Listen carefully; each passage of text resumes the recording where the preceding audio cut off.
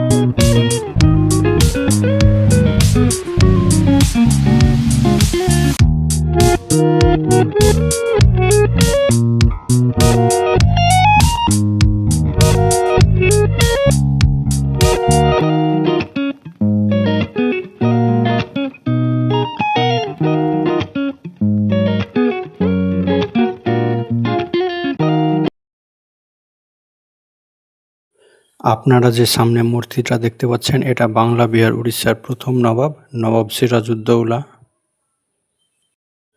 তার শাসনকাল ছিল 1756 সালের এপ্রিল মাস থেকে 1757 সালের 23শে জুন পর্যন্ত। তিনি খুব অল্প সময় শাসন করতে পেরেছেন। আর এটা নবাব সিরাজউদ্দৌলার নানা নবাব আলীবর্দী খানের।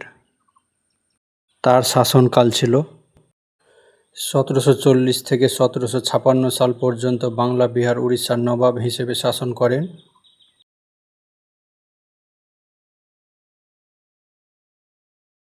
আর ইনি বাংলা বিহার উড়িষ্যার প্রথম নবাব, নবাব মুর্শিদ কুলি খান।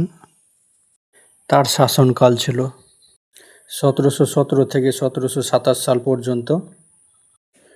বাংলার প্রথম স্বাধীন নবাব হিসেবে শাসন কার্য পরিচালনা করেন।